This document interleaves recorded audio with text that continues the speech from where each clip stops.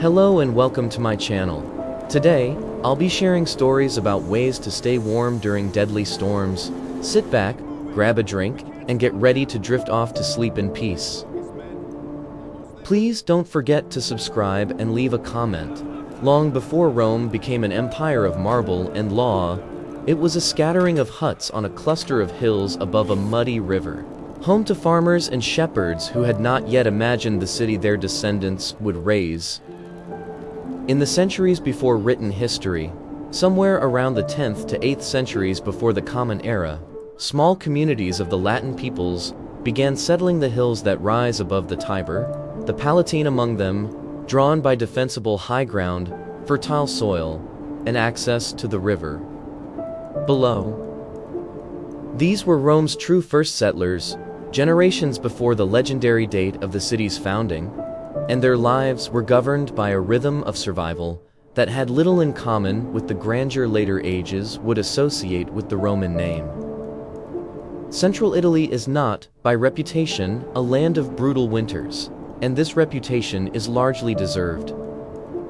Yet the hills above the Tiber could, and periodically did, experience genuinely dangerous cold, including hard frosts, driving winter rain, on occasion, snow severe enough to threaten a community whose entire way of life had been built around a climate that only rarely demanded such defenses. This is the story of how those first hillside settlers, working with nothing more than timber, clay, straw, and animal hide, prepared their small round huts against the cold, and how they slept, night after night, through winters that could turn suddenly and dangerously harsh. Chapter 2: The People of the Hills. The communities that first settled the hills of Rome belonged to a broader Iron Age culture that archaeologists today call Latial,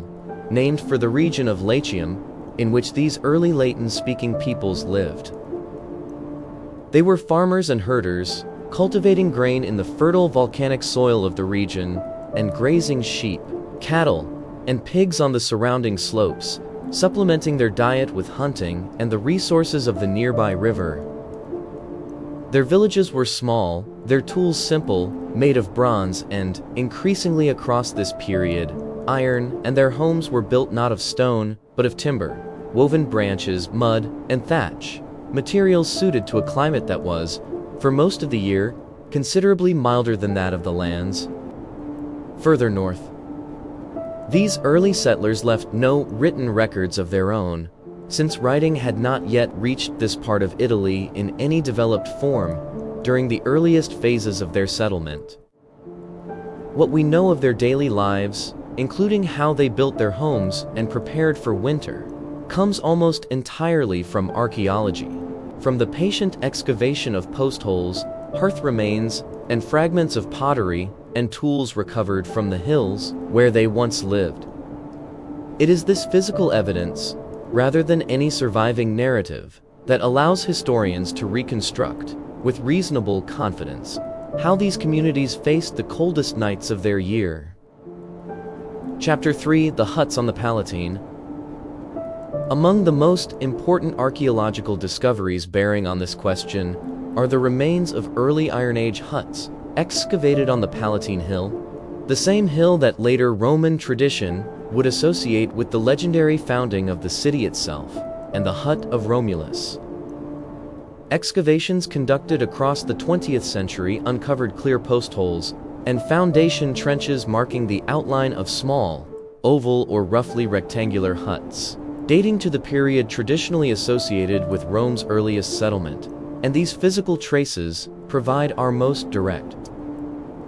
evidence of how the city's first inhabitants actually built their homes.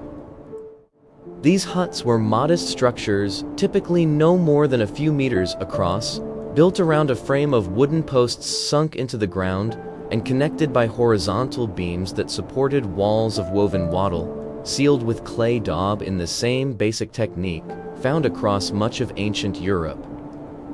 Roofs were thatched, likely using straw or reed gathered from the surrounding countryside, and were built with a steep pitch to shed rain effectively, an important consideration in a region where winter brought its heaviest rainfall of the year.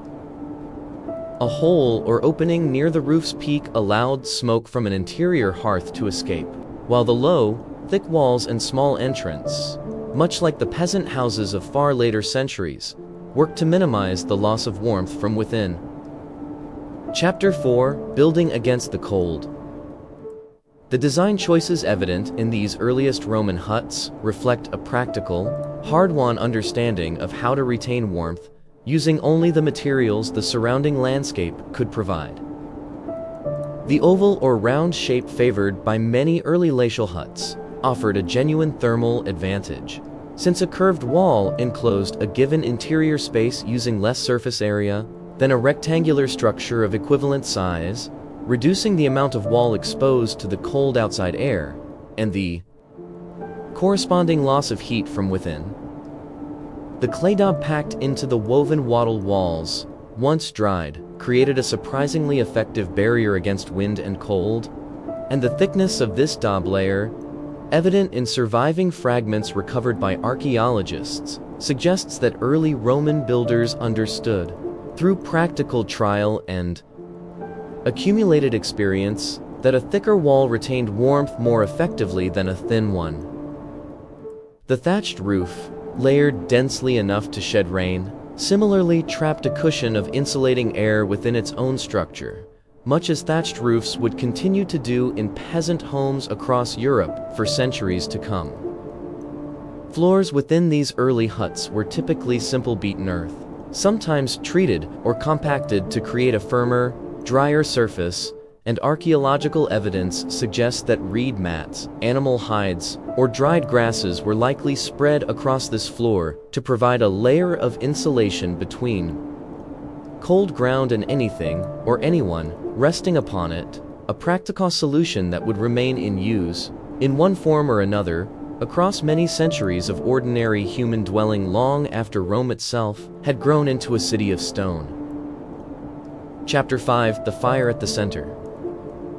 As in so many early human communities, the hearth stood at the physical and practical heart of the early Roman hut, and its careful management represented one of the most essential nightly tasks a household could perform.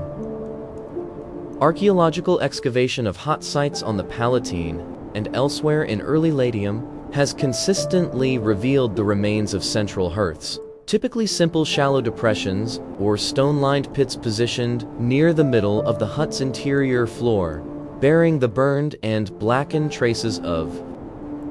countless fires tended across the generations these structures were inhabited. This central fire provided the primary source of warmth through the cold hours of a winter night, and its placement at the heart of the hut allowed its heat to radiate outward in every direction, warming the entire small enclosed space as effectively as the simple design allowed. As in later peasant households across Europe, it is likely that these early settlers practiced some version of banking their fire before sleep, covering the embers to allow a slow, contained burn through the night, rather than risking an open flame within a structure built substantially of timber, woven branches, and dry thatch, materials that would have offered little resistance to a fire that escaped careful control. Fuel for these hearths came from the surrounding countryside, gathered wood forming the primary source, supplemented in some contexts by other combustible material available to the settlement, and the careful, ongoing management of this fuel supply, much like the careful management of stored grain,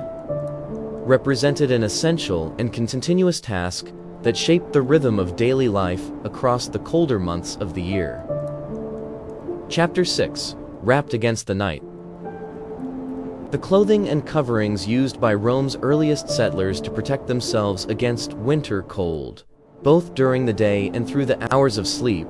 reflected the resources available to a small Iron Age farming and herding community working with wool, leather, and animal hide as their primary materials. Sheep, raised for their wool from the earliest phases of settlement in this region, provided the fiber from which simple woven garments could be produced, and the archaeological record, Alongside comparison with better documented neighboring Iron Age cultures across central Italy, suggests that woolen cloth, however simple in construction compared to later Roman textiles, formed an important part of how these communities protected themselves against the cold. Animal hides drawn from the sheep, goats, and cattle raised by these early farming communities offered an additional and readily available source of warmth, worn as cloaks or wraps during the coldest weather, and very likely used as bedding coverings during sleep, much as fur and hide continued to serve this purpose across many other early agricultural societies, working with similar materials and facing similar climatic challenges. Sleeping arrangements within these small huts, given their modest interior dimensions, would necessarily have placed members of a household in close physical proximity to one another through the night, and the shared body warmth generated by several people, and very possibly livestock housed nearby, or even within a partitioned section of the same structure, would have represented, as in so many other early agricultural societies, one of the most reliable and universally available sources of warmth through the coldest nights of the year. Chapter 7: Livestock and the Warmth They Offered. The close relationship between Rome's earliest settlers and their livestock extended, in all likelihood, to the practical matter of nighttime warmth, following a pattern documented across many early agricultural societies working within a broadly similar technological and economic framework. Sheep, cattle, goats, and pigs represented not merely a source of food, wool, and labor for these communities, but also, when housed in close proximity to human living space, a meaningful source of additional warmth through the generation of their own body heat. While the specific archaeological evidence for animal housing directly integrated into the Palatine huts remains less complete than the evidence for the hut's basic construction, the broader pattern observed across Iron Age Italy and neighboring regions, combined with the clear practical logic of the arrangement, suggests that livestock were very likely kept in close proximity to human dwellings, whether within a partitioned section of a larger structure or in simple adjoining enclosures, during the coldest periods of the year, allowing settlers to benefit from at least some portion of the warmth these animals generated, while also protecting valuable livestock from the same winter dangers that threatened the human population. This close proximity between people and animals also served the practical purpose of protection, since livestock housed near or within the settlement remained safer from both predators and the direct exposure of open winter weather than animals left in more distant, unsheltered pasture, a consideration that would have carried genuine economic weight for a community whose survival depended substantially on the continued health and productivity of its herds and flocks through the difficult winter months. Chapter 8: When the Sky Turned White. Central Italy's climate, then as now, produced snow only irregularly, and the hills above the Tiber did not typically experience the deep, prolonged accumulations familiar to regions further north. Yet the historical and later literary record makes clear that genuinely severe winter weather, including snow significant enough to be remembered and recorded, did periodically strike this region, and such events, precisely because of their relative rarity, appear to have carried particular danger. For communities whose ordinary preparations were calibrated to a milder typical climate, later Roman historical tradition preserves memory of specific years marked by unusually severe winter weather, including an episode recorded by the historian Livy describing a winter so severe that the Tiber itself froze, and snow lay deep enough to threaten the city's grain supply, an event traditionally dated to the late 4th century before the Common Era, well after the period of Rome's earliest hillside settlement, but reflecting a genuine and recurring climatic vulnerability that the region's history demonstrates was never entirely absent, even in centuries generally associated with milder conditions. Such severe winter episodes, whenever they occurred across the region's long history, would have posed a particular danger precisely because the ordinary architecture, clothing, and food storage practices of the community, however well suited to a typical Italian winter, had not been calibrated to withstand the kind of extended, severe cold and heavy snow accumulation that a truly exceptional winter storm could bring. Chapter 9: Storing Against the Lean Months. Survival through even an ordinary Italian winter, let alone an exceptionally severe one, depended on careful preparation carried out across the preceding months, and Rome's earliest agricultural settlers, like farming communities across the ancient world, organized much of their yearly labor around the necessity of accumulating sufficient stored food before the arrival of the cold season. Grain, cultivated in the fertile soils surrounding the settlement and stored in simple pits or containers designed to protect it from moisture and pests, formed the essential foundation of the community's winter food supply, supplemented by whatever meat, cheese, and preserved produce the household's livestock and gardens could provide. Archaeological evidence from Iron Age sites across Latium, including storage pits and the remains of agricultural tools, confirms the central importance of grain cultivation and storage to these early communities, and the careful management of these stores across the winter months represented, as in so many other early agricultural societies, a matter of direct and serious consequence for the household's survival. A poorly managed store, whether through inadequate protection from damp and vermin or simple insufficient quantity relative to the household's needs, could leave a family genuinely vulnerable during the leanest and coldest weeks of the year, when the ability to generate adequate body heat through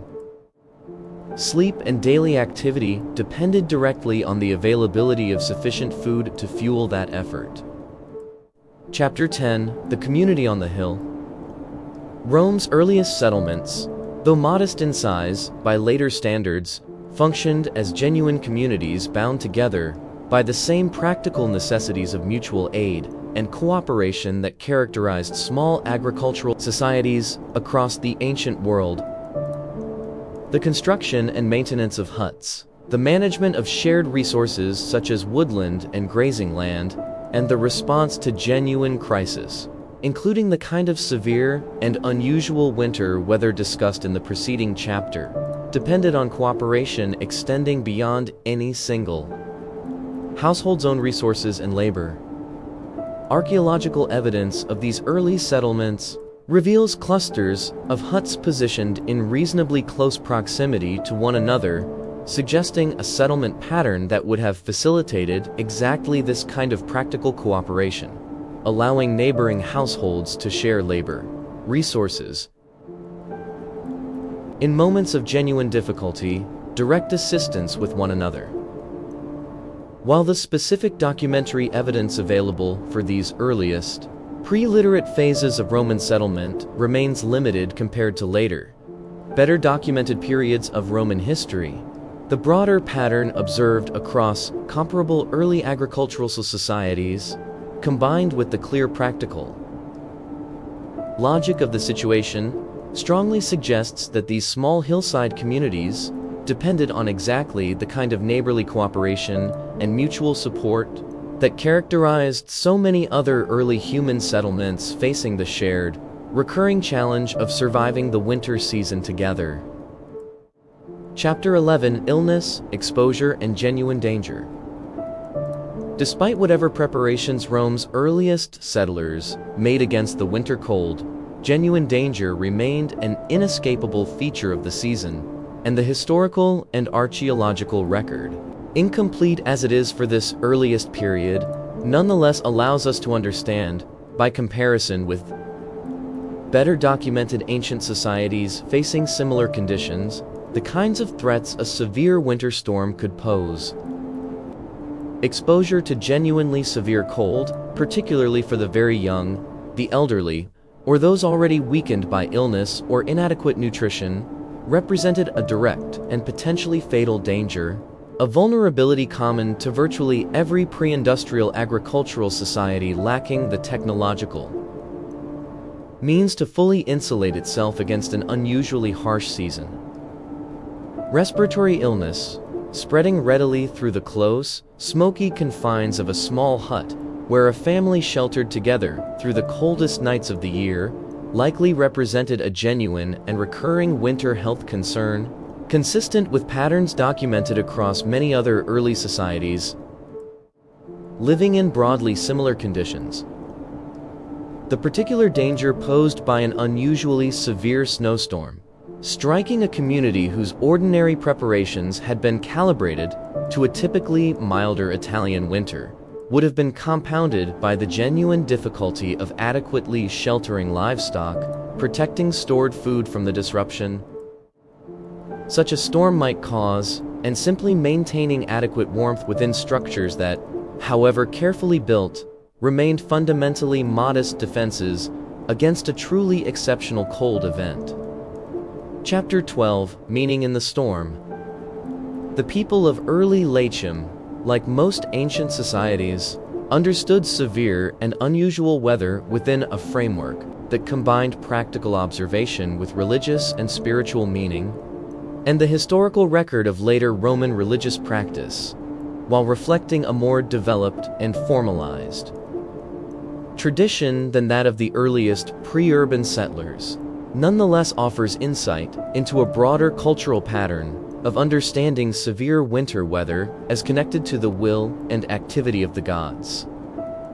Jupiter, later worshipped by the Romans specifically in his aspect as a god of sky and storm, inherited traditions and associations that very likely extended back, in some form, to the religious beliefs of the region's earliest agricultural communities,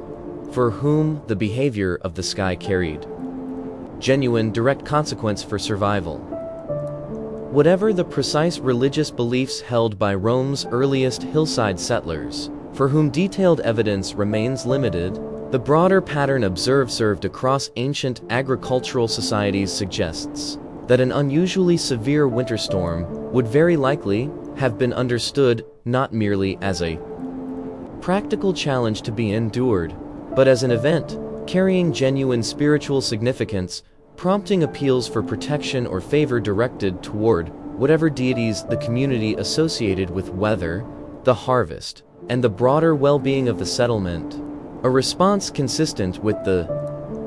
deeply intertwined relationship between practical survival and religious meaning that characterized so much of ancient life.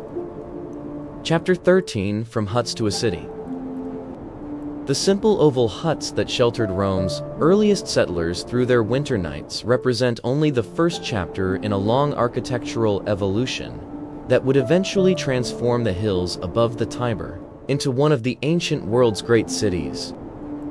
Across the centuries following this earliest phase of settlement, traditionally associated with the 8th century before the Common Era and then the legendary founding of Rome itself, the modest timber and daub huts of the Palatine and neighboring hills gradually gave way to more substantial construction, incorporating stone foundations, more developed wall techniques, and eventually the beginnings of the urban architecture that would come to define Rome's growth across the Archaic and early Republican periods. This architectural evolution brought corresponding changes to how Roman households sheltered against winter cold, with increasingly substantial stone and later concrete construction offering greater thermal mass and durability than the simple timber and daub structures of the earliest settlers. Though the fundamental challenge of managing fire safely within increasingly dense urban settlement and the practical necessity of adequate clothing, bedding, and food storage to survive the coldest months persisted as essential concerns throughout Rome's development from a scattering of hillside huts into a genuine city, a continuity that connects the earliest Palatine settlers to the later Romans, who would eventually build an empire upon the foundations, both literal and cultural, that these first inhabitants had established. Chapter 14, What the Ground Remembers. Much of what we understand today about how Rome's earliest settlers actually lived, and how they likely slept through the coldest and most dangerous winter nights, comes from the patient, careful work of archaeologists who have spent more than a century excavating the hills of Rome, uncovering the physical traces left behind by a people who kept no written records of their own. The post holes and hearth remains uncovered on the Palatine, alongside comparable evidence recovered from other Iron Age glacial sites across the surrounding region, provide our most direct and reliable window into the construction, layout, and daily use of these earliest Roman dwellings. This archaeological evidence, interpreted alongside careful comparison with better documented Iron Age societies elsewhere in Italy and across the broader Mediterranean and European world, allows historians to reconstruct, with reasonable confidence, the essential outline of how these communities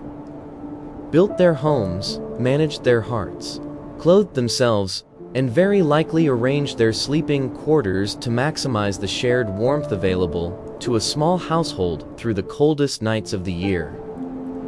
Later Roman historical tradition,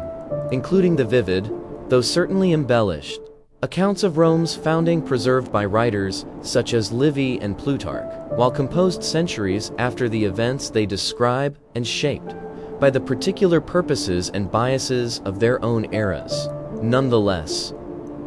preserve genuine cultural memory of the simple hut, traditionally associated with Romulus himself, that later Romans understood as a symbol of their city's humble origins, a memory that aligns, in its broad outline, with what archaeology has independently confirmed about the modest, practical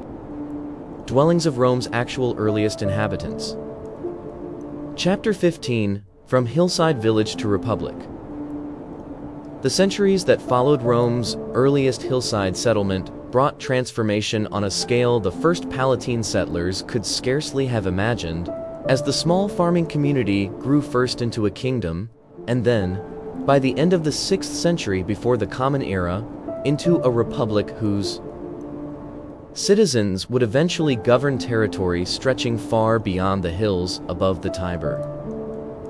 This growth brought with it an entirely new relationship to the challenge of winter cold, since the simple, uniform hut of the earliest settlers gave way, across these centuries, to an increasingly stratified range of housing that reflected the growing wealth and social complexity of Roman society itself.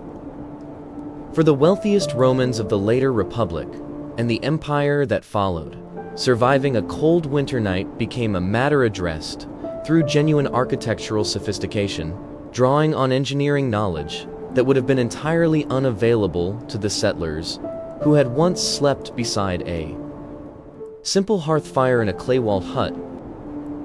For the ordinary Roman citizen, and particularly for the many residents of Rome's crowded urban tenements, the challenge of the winter night remained, in its essential character, remarkably similar to that faced by the city's earliest inhabitants, addressed through many of the same fundamental strategies of clothing, bedding, and shared warmth that had sustained the hillside settlers many centuries before. This chapter, and those that follow, turn to this later, far better documented period of Roman history, when the city's own writers began, for the first time, to record in their own words how Romans of every class prepared for and endured the cold of winter. Chapter 16, The Roman Bed. The Roman bed, known in Latin as the lectus, evolved considerably from the simple straw pallet likely used by Rome's earliest settlers, and by the later Republican Empire, surviving physical remains, literary references, and artistic depictions allow historians to reconstruct its construction with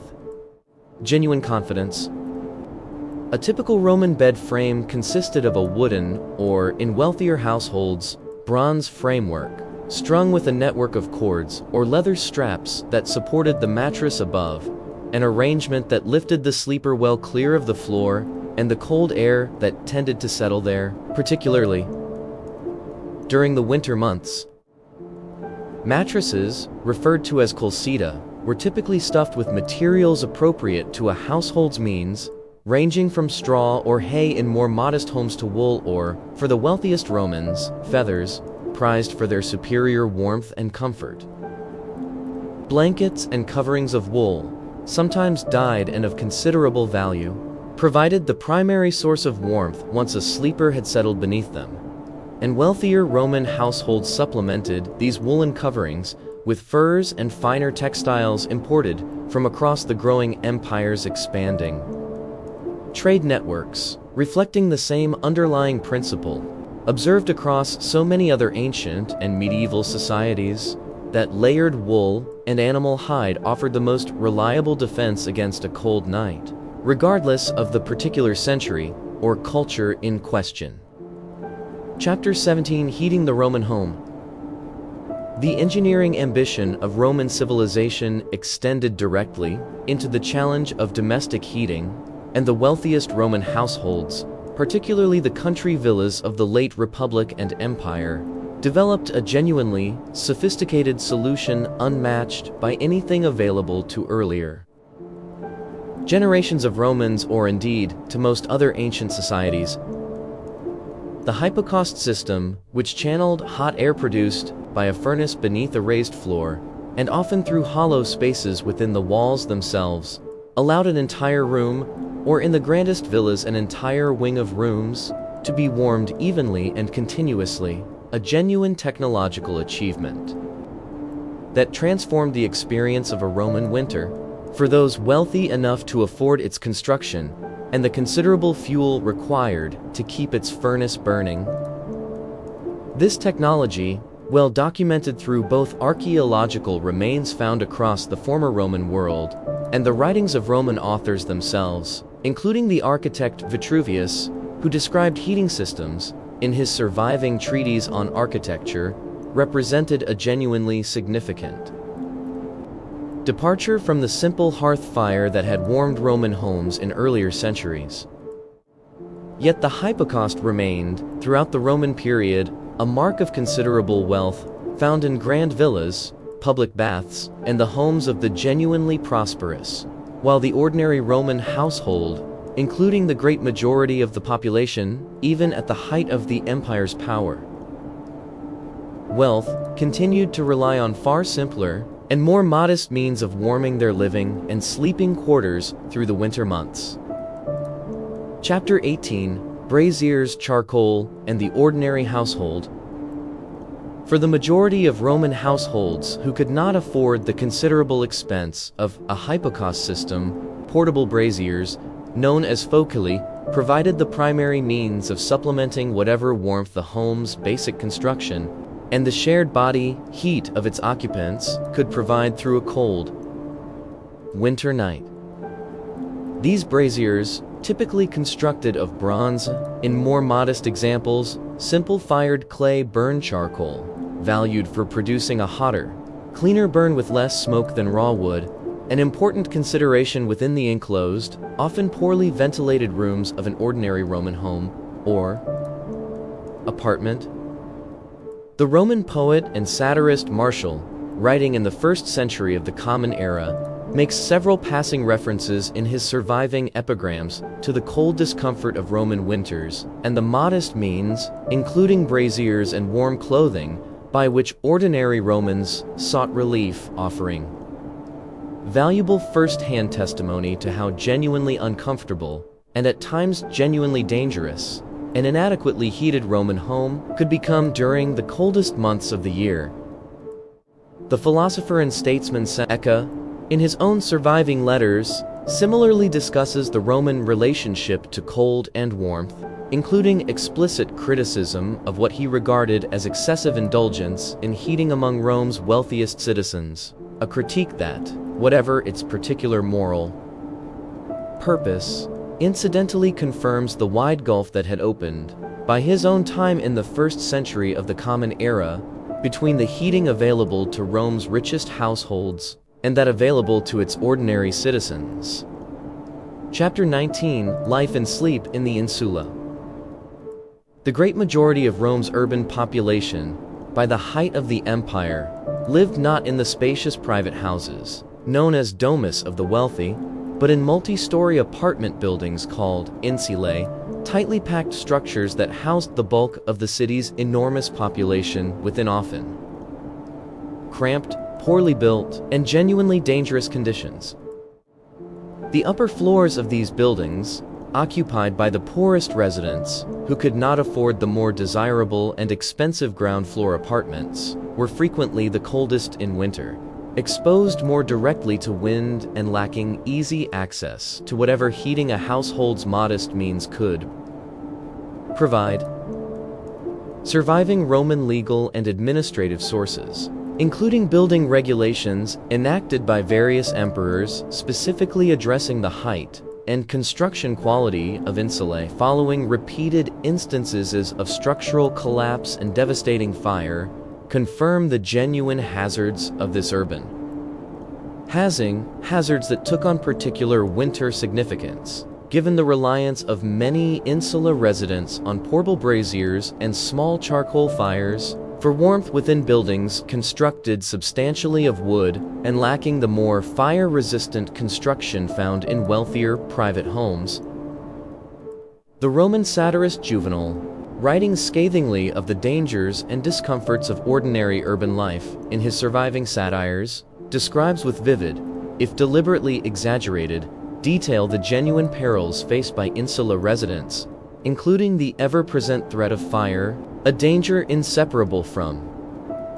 the very braziers and small hearths upon which these same residents depended for warmth through the cold winter nights. Chapter 20, Wrapped in Wool, Roman Winter Dress. Roman clothing, much like that of earlier and later societies discussed throughout this broader history, relied fundamentally on wool as its primary defense against winter cold, and surviving Roman literature, art, and archaeological textile fragments together allow a reasonably detailed reconstruction of how Romans of different social classes dressed, and very likely slept, during the coldest months of the year.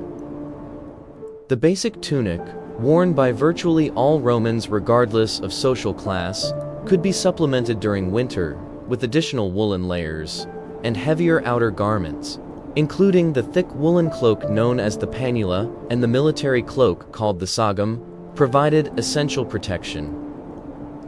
against wind and cold for anyone required to travel or work outdoors during the winter season.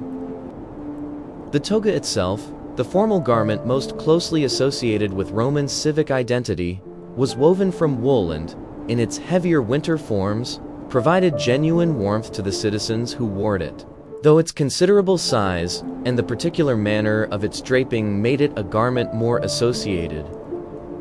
with formal public appearance than with the practical, everyday clothing worn during ordinary winter labor or, certainly, during sleep. For sleeping specifically, Roman literary sources suggest a practice broadly consistent with that found in so many other ancient and later societies, in which simpler garments, sometimes the same tunic worn during the day, were retained for warmth through the night, particularly among those without access to sufficient separate bedding or blankets to forego this additional layer of protection. Chapter 21, The Legion's Winter Camp. Roman military life brought its own distinctive and genuinely well-documented relationship to the challenge of surviving a winter night, since Roman legions, particularly during the many campaigns that extended Roman control across regions considerably colder than Italy itself, including Gaul, Germania, and Britain, faced winter conditions far harsher than those typically encountered on the Italian peninsula, and Roman military organization developed correspondingly systematic solutions to this challenge. Julius Caesar, in his own surviving account of his campaigns in Gaul, makes explicit and repeated reference to the establishment of winter quarters, known in Latin as hiberna, substantial fortified camps constructed specifically to shelter Roman legions through the coldest months of the year when active campaigning typically became impractical, and his descriptions confirm the serious, systematic planning. Roman military commanders devoted to ensuring their soldiers could survive the winter season in genuinely hostile and unfamiliar climates. These winter camps, considerably more substantial than the temporary marching camps a legion might construct during active campaigning, included proper barracks buildings rather than simple tents, offering Roman soldiers a genuinely more secure and warmer shelter than the leather campaign tents, called papilions, that housed them during the active campaigning season. Roman soldiers were issued the woolen sagum cloak specifically as part of their standard military equipment, a garment whose thick wool provided essential protection during the cold, wet conditions common to campaigning in Northern Europe, and surviving Roman military writers, including the later author Vegetius, whose treatise on military affairs draws on earlier Roman practice, emphasized the genuine strategic importance Roman commanders placed on ensuring their soldiers remained adequately clothed, sheltered, and fed through the winter months, recognizing, as military commanders across history have generally recognized, that a poorly prepared army could suffer devastating losses to cold and illness, even without ever engaging an enemy in battle. Chapter 22: Ovid's Exile at the Edge of the World. Among the most vivid and personally detailed surviving Roman accounts of genuinely extreme winter cold comes from the poet Ovid, exiled by the Emperor Augustus in the year 8 of the Common Era to the town of Tomis, on the western shore of the Black Sea, a region whose winters proved dramatically harsher than anything the poet had previously experienced in Rome or across the milder Mediterranean world, in which he had spent most of his life. Ovid's surviving poetry composed during this exile, including his collection known as the Tristia, offers an unusually personal and detailed first-hand account of a Roman citizen confronting a winter far more severe than Roman civilization and Roman winter preparation had typically been designed to address. Ovid describes, in passages whose vivid detail has long attracted the attention of historians studying ancient climate and daily life, a landscape where the Danube itself froze solid enough to bear the weight of loaded wagons, where wine froze within its containers, and where the local population, adapted to conditions far harsher than those found in Italy, wrapped themselves in layers of fur and skins considerably heavier than the woolen garments typical of Roman dress further south.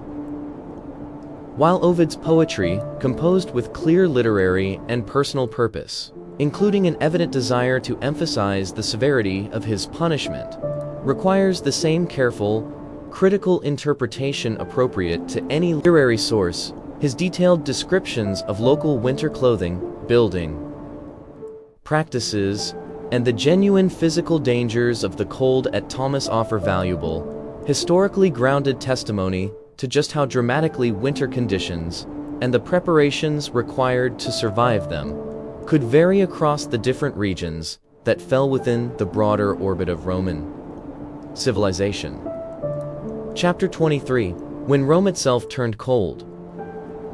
Even within Italy, and within the city of Rome itself, the historical record preserves memory of specific winters severe enough to be recorded as genuinely exceptional events, confirming that the same underlying climatic vulnerability that had once threatened Rome's earliest hillside settlers never entirely disappeared, even as the city grew into an imperial capital of unprecedented wealth and sophistication. The historian Livy's account of the Tiber freezing during the winter of 3d98 before the Common Era, discussed in an earlier chapter, represents one of the earliest such records. But it was not the only severe winter remembered by Roman writers across the following centuries. Later Roman sources, including scattered references preserved across various historical and literary works of the empire, record additional instances of unusually severe cold striking Rome and the surrounding Italian countryside, disrupting the grain supply upon which the city's enormous population depended and creating genuine hardship among Rome's poorer residents, who lacked the resources available to wealthier citizens for supplementing inadequate home heating during an exceptionally cold season. These recorded severe winters, however irregular and relatively rare within the broader powder pattern of Rome's generally mild Mediterranean climate, serve as an important reminder that the sophisticated heating technology, extensive clothing production, and elaborate food storage systems developed across Roman civilization, however impressive by the standards of the ancient world, still operated within genuine limits that an exceptionally harsh winter could periodically test and, on occasion, genuinely overwhelm. Chapter 24: The Rural Villa Through Winter. Beyond the city of Rome itself, the countryside of Italy was dotted, particularly across the later Republic and the Empire, with rural villas belonging to wealthy Roman landowners, and the surviving correspondence of these landowners offers valuable, detailed insight into how the Roman elite experienced and prepared for the winter season away from the urban comforts and urban dangers of the capital. The letters of Pliny the Younger, a Roman senator and administrator writing in the late 1st and early 2nd centuries of the Common Era, describe his own country estates in considerable architectural detail, including specific rooms designed and oriented to capture maximum winter sunlight warmth alongside heated spaces intended for use specifically during the coldest months of the year. Pliny's letters describe a winter dining room and adjoining bedroom, deliberately positioned and constructed to remain warm even during the depths of winter, heated through hypocaust technology and carefully oriented to take advantage of the sun's low winter angle, a level of architectural planning entirely unavailable to the great majority of the Roman population, but revealing, in its very existence, just how seriously wealthy Romans approached the challenge of surviving the winter season in genuine comfort, rather than mere survival. These rural villas, staffed by considerable numbers of household slaves and estate workers,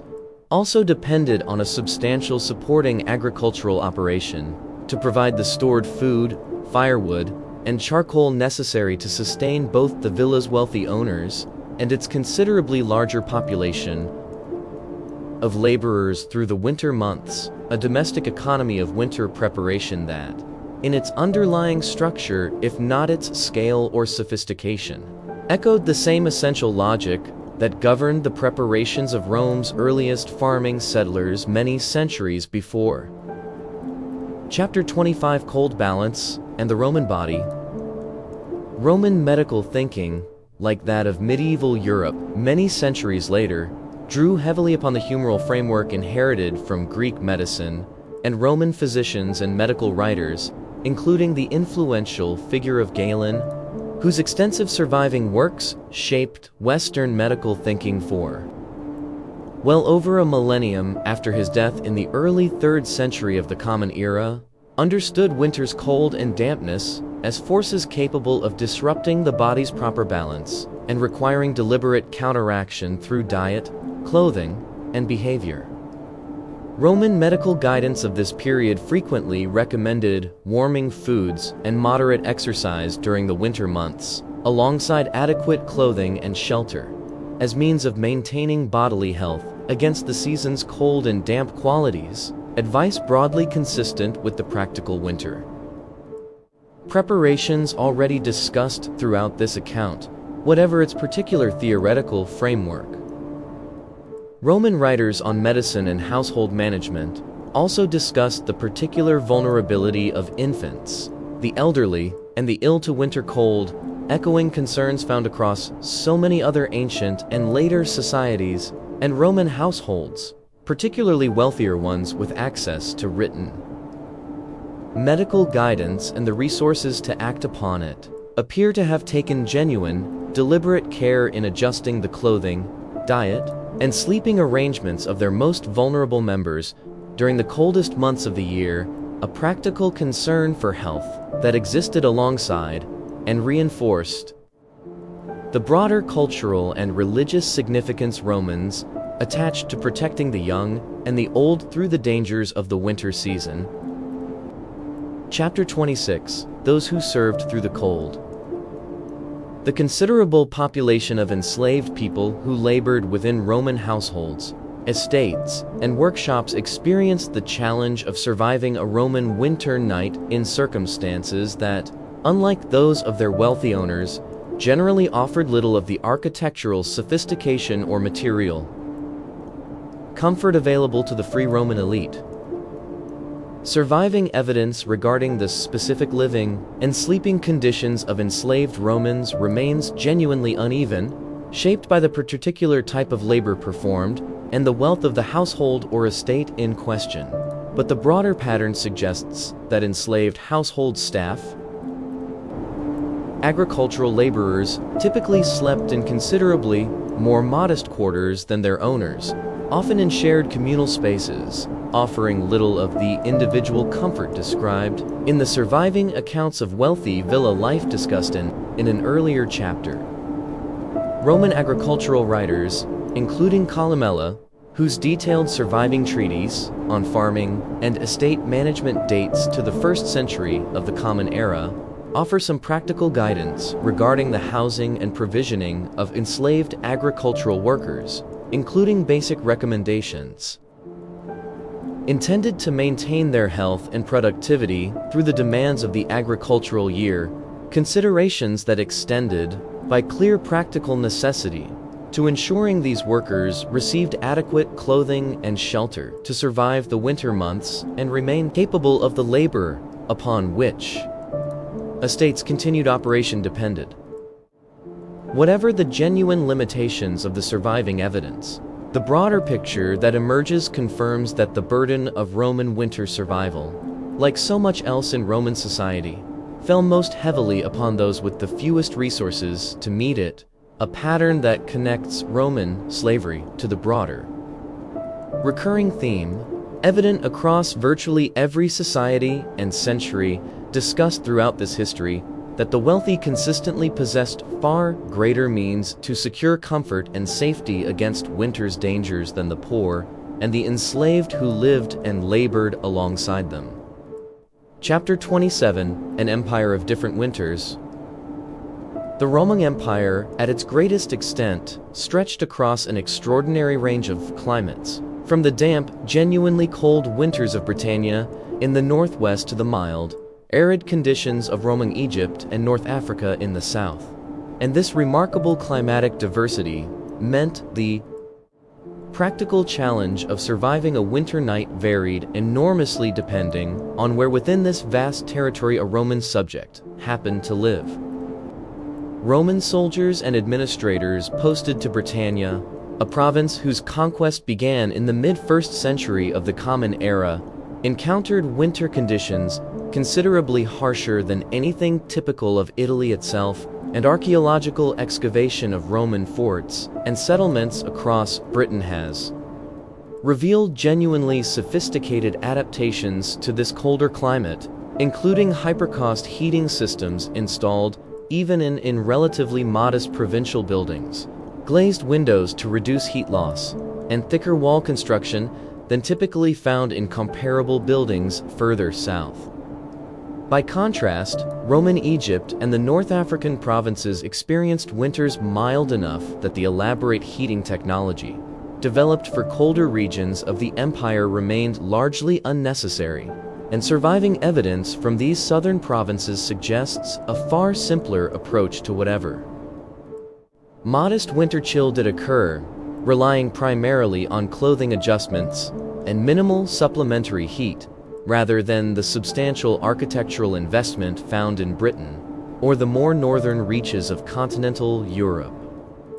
This remarkable regional variation illustrates a broader truth evident throughout this entire history, that the fundamental Roman approach to winter survival was never a single, uniform system, but rather a flexible body of practical knowledge, technology, and cultural practice, adapted with genuine sophistication to the specific climatic demands of each region within an empire whose sheer geographic extent required exactly this kind of adaptable, regionally responsive approach to the challenge of the cold season. Chapter 28, Saturnalia and the Turning of the Year. The depths of the Roman winter, much as in so many other ancient and later societies discussed throughout this broader history, brought with it a significant season of festival and celebration, deliberately positioned within the Roman calendar to provide relief and communal joy during the year's coldest and darkest stretch. Saturnalia, celebrated in mid to late December, and among the most beloved festivals of the Roman calendar, involved feasting, gift-giving, and a temporary, carefully bounded suspension of ordinary social hierarchy, during which enslaved members of a household were traditionally permitted greater freedom and even, in some documented customs, waited upon by their own masters for the festival's duration. Roman writers, including the poet Martial and the letter writer Pliny the Younger, both already discussed in earlier chapters, describe Saturnalia's festivities in some detail, confirming its genuine importance within Roman winter life as an occasion for gathering, warmth, and celebration that provided meaningful psychological relief during the coldest weeks of the year, much as similar midwinter festivals served comparable purposes across so many other societies and centuries. The practical logic underlying such festivals, whatever their particular religious or cultural origins, aligns closely with patterns observed throughout this broader history, reflecting a widely shared human understanding that surviving winter required not merely adequate food, shelter, and warmth, but also the kind of periodic communal joy and social bonding that helped sustain morale and cooperation through the genuinely difficult months that both preceded and followed the festival's brief, welcome interruption of winter's ordinary hardship. Chapter 29, Recorded Disasters of the Roman Winter. Beyond the specific severe winters already discussed in earlier chapters, the broader historical record of Roman civilization preserves memory of numerous additional instances in which winter weather caused genuine, well-documented hardship and disruption across various periods of Roman history. Roman military campaigns conducted during the winter months, when circumstance or strategic necessity occasionally required active operations, despite the season's dangers, produced some of the most vivid surviving accounts of winter's genuine capacity for harm, including documented instances Roman soldiers suffering serious losses to cold and exposure during campaigns in the more northern reaches of the empire, losses that Roman military commanders and historians alike recorded as cautionary evidence of winter's continued danger, even to the disciplined, well-organized Roman military. Grain shortages triggered or worsened by severe winter weather, disrupting either the harvest of the preceding autumn or the transport of stored grain to the city of Rome and other major population centers, appear periodically throughout the surviving Roman historical record, and Roman administrators, well aware of the political and social danger posed by an inadequate grain supply within the enormous population of the capital, took genuine, documented measures across various periods of Roman history to manage and mitigate exactly this kind of winter-driven food crisis.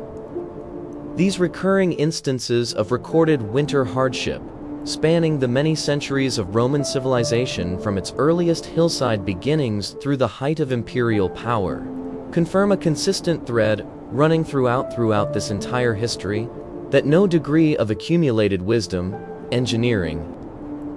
sophistication, or administrative organization ever fully eliminated the genuine, periodic danger that a sufficiently severe winter season could pose to Roman society at every level, from the humblest provincial farmer to the emperor himself, whose own authority depended, in no small part, on his ability to ensure his subjects survived the winter months in reasonable safety and security. Chapter 30, The Legacy of the Hillside Settlers. The story of how Rome's first settlers survived the cold and on occasion, genuinely dangerous winter storms of their hillside homeland is, in its essence, a story about the same fundamental human ingenuity and hard-won practical wisdom that shaped early agricultural communities across the ancient world. Working with timber, woven branches, clay, straw, wool, and animal hide, these early Latin settlers built modest but genuinely effective shelters, tended careful hearth fires, clothed themselves against the cold, and very likely relied upon the same shared body warmth, sleeping close together within their small huts that so many later societies would continue to depend upon across the many centuries that followed. The city that eventually rose from these humble hillside beginnings would, within a few centuries, develop architectural, engineering, and administrative sophistication that its earliest settlers could scarcely have imagined, from the heated floors of a wealthy villa to the fortified winter camps of a legion stationed at the empire's furthest frontier. Yet the fundamental human challenge those first settlers faced each winter night, the challenge of finding warmth and safety against a cold and sometimes genuinely dangerous season, remained a constant thread running through every century of Roman history that followed, connecting the poet shivering in exile beside the frozen Danube, the soldier wrapped in his woolen sagum within a fortified frontier camp, the tenement dweller warming his hands over a small charcoal brazier, and the wealthy citizen resting upon heated floors, all the way back to the first hillside settlers who built their homes upon hills that had once held nothing more than a scattering of small, fire-warmed huts, defended each winter night by nothing more than clay walls, a straw roof, and the accumulated, practical wisdom of a community determined to see the spring. Thank you for listening to my story. Don't forget to subscribe and leave a comment.